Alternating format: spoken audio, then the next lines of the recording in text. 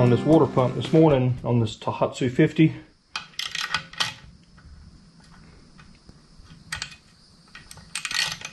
Gonna take it off and put a new housing on it and a new impeller in it. The housing's cracked, has a crack here and a crack here.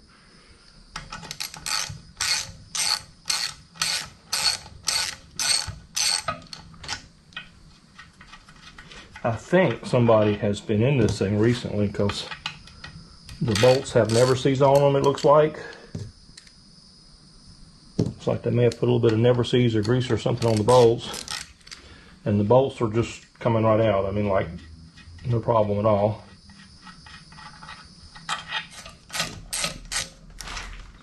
And the whole foot came off of the midsection very, very, very easily. I was expecting the bolts to be a bit difficult to get out, maybe have to put heat on them or whatever, but they came out really easy, like they had been out before, you know, recently.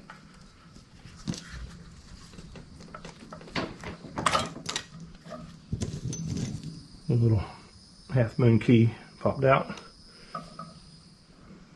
I don't know whether you can see there or not, but it is busted wide open right there. So the water that this thing is pumping and trying to pump up that tube, a lot of it was going out that crack right there. You can see there where it's busted. And you know what? I think I see why it's busted. I don't. Oh, it's cracked in here too. So it's busted in here too. I don't think it's got the right impeller set up in it. Or maybe it's the right impeller but the wrong, whatever you call that, liner. That's not the right liner. But this liner is made different and it's not pushed down all the way. That's probably what cracked that thing. I don't think that's right. And that's probably what broke that. I'm going to put that aside. I'm not going to try to reuse any of that.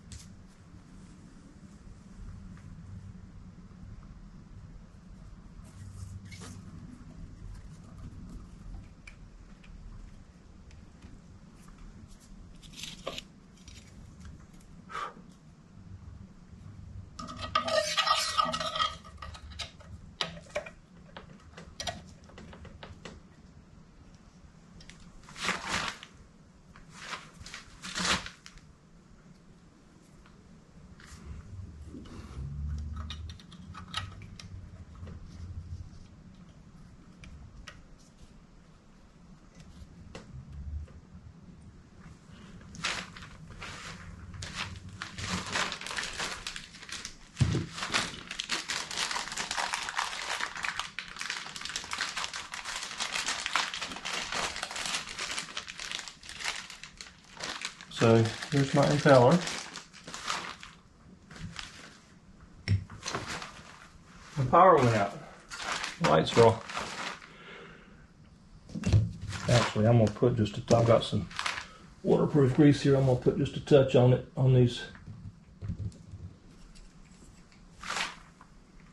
That hopefully will help me get it in.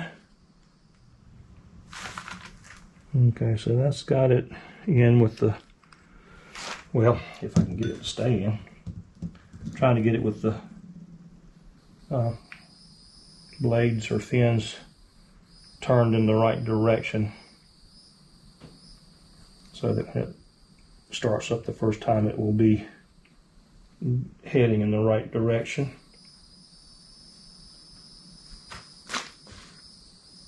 I'm going to put my little key back in. I'll put just a touch of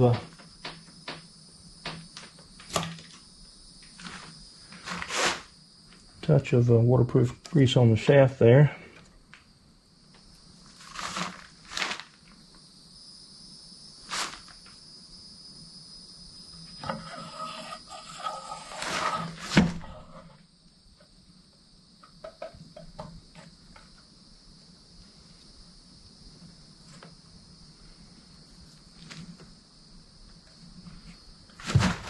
got to get that little key in place.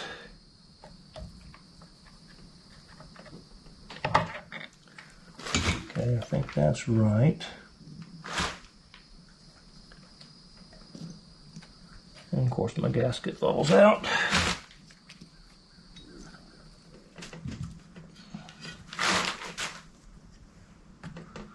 All right, I think that's right.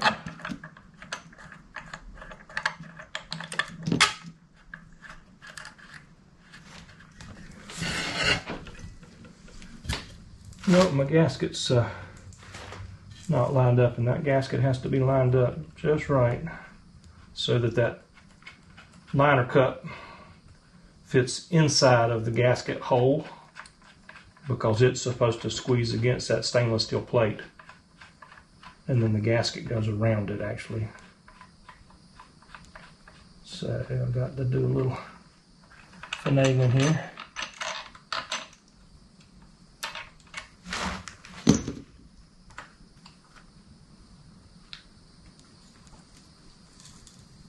Yeah, now it sits down.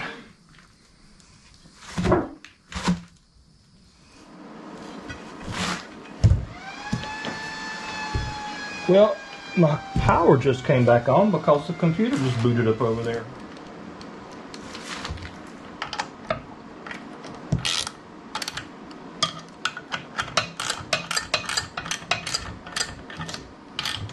Always tighten your bolts diagonally across from each other and just tighten them a little bit at a time until they're all torqued down kind of even. And that's where I put that seal in it. And the 5200 is cured, set up, and everything looks okay. I'm gonna put this. I think this is called a thrust washer, I believe. But that goes in, and that shape right there fits into the back of the propeller like that.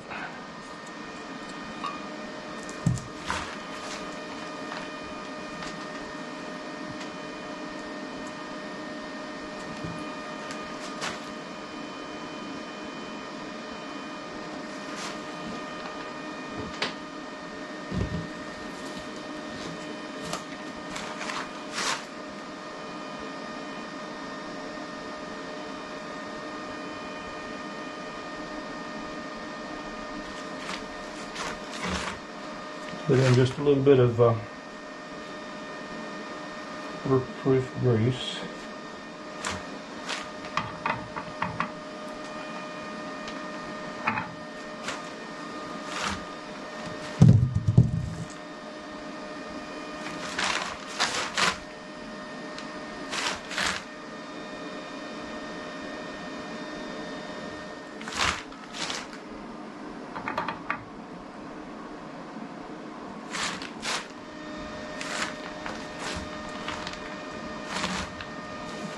In the propeller.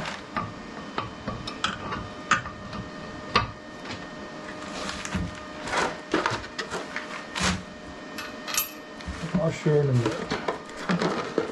I got to get another key. The key broke when I took it out.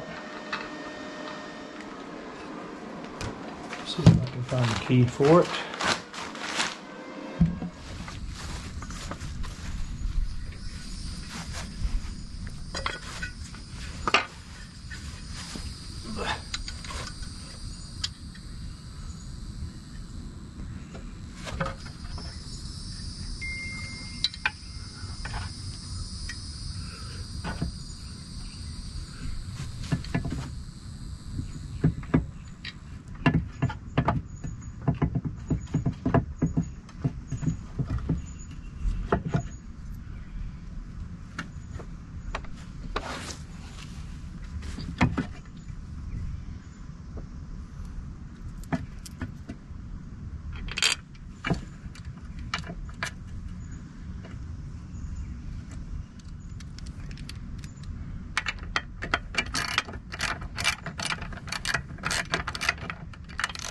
You have to kind of turn this foot back and forth a little bit to get the splines on that drive shaft to align.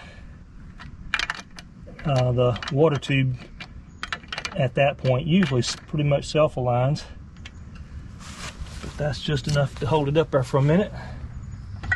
And I do like to try to get all 6 bolts started and just kind of up, just roughly hand tight, and then torque them down in a kind of a back and forth sequence. The more I've looked at this outboard and how corroded this lower foot is, I'm beginning to think that maybe it had just been left down in the water for a long period of time, and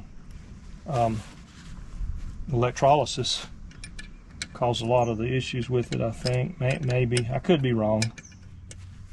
Okay, that's back on. I've still got to hook up the linkage. Gotta go get a little pin.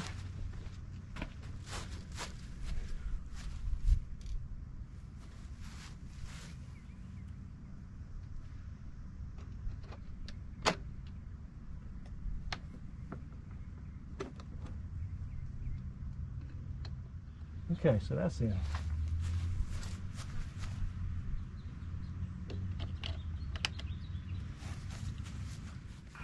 I've got to put a cotter key cotter pin in behind the castle nut on the back side of the prop, and I've got to put gear oil back in the gearbox here.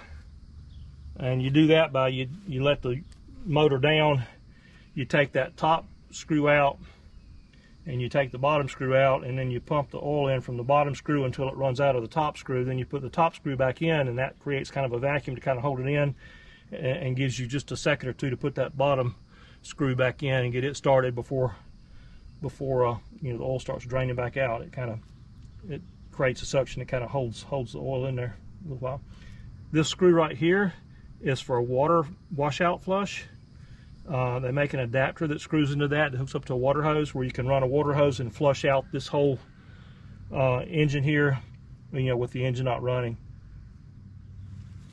Anyway, just about ready for it to work. These wires here are for the trim gauge, the dash gauge that shows your tilt and trim of the motor. That's what those are for. It's got a little deal under here that sends like an ohm reading, I guess it is, to the gauge. I've got the harness for that. Trim and tilt works good.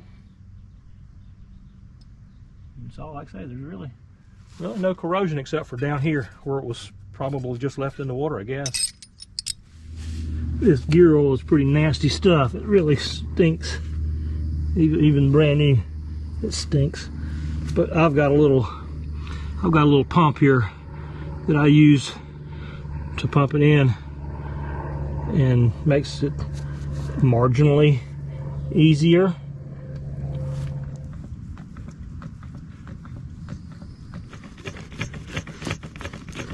There it comes. So you just pump it until it starts coming out the top. I'm going to pump just a little bit more in to try to force out some of that leftover dirty. And then put that top screw in first. I brought the boat up here to the lake just to crank it up, see if it'll run. So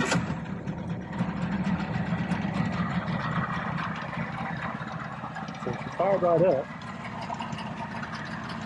I think the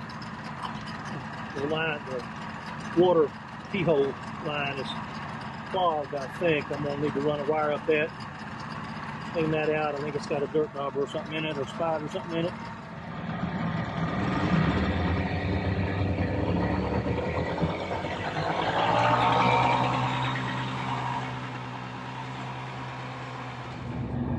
I haven't done anything to this boat. I did pressure wash it a little bit, clean it up a little bit. I haven't done anything to it yet as far as patching holes and stuff. I just wanted to see if I could get this $50 outboard running. And I'm surprised at how well it and runs at idle at the dock, but I've never run the boat yet. So I don't know what it's going to do when I start accelerating or whatever. But steering works well. Shifter cables seem to work okay. I didn't have any Tohatsu cables, but I had a couple of Yamaha cables with the 33C, or whatever it's called, just that standard cable with different ends on it. And I was able to drill out the ends to make it work temporarily on this motor and control until I can get some ordered. Now that I know everything works, I'll go ahead and order those. They'll be a bit stronger than the ones I drilled out, I'm sure. It sounds quiet. It's a two-cycle engine. It's pretty quiet.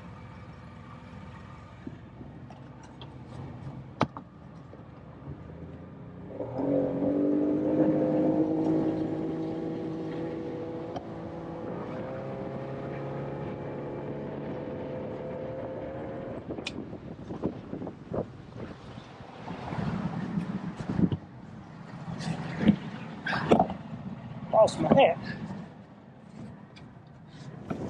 Lost my hat and then my battery died on my GoPro. So. But it seems to be running really nice. I'm very pleased. Very pleased.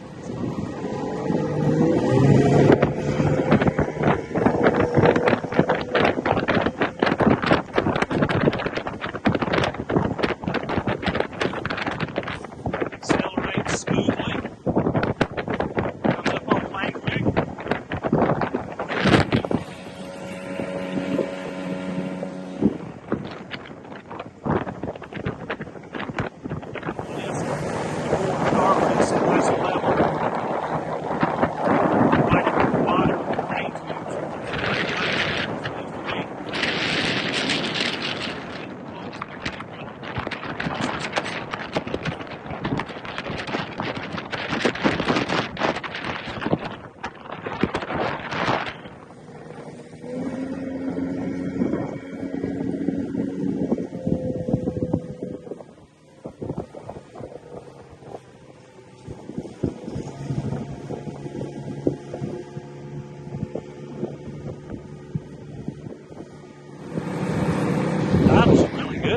I haven't touched the carburetors at all. I haven't done anything hardly to this motor at all.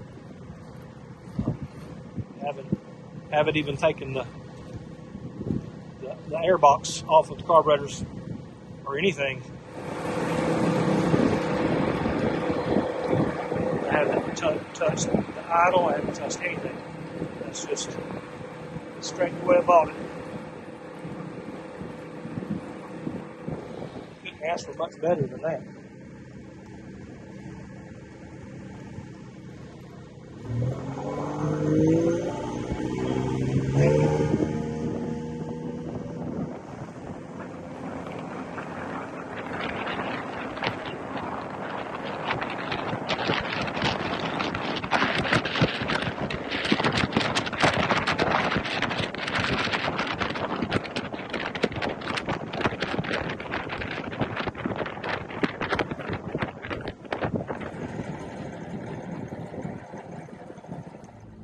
Well, I'm real pleased at how good this outboard motor runs. I could not be more pleased. Runs great.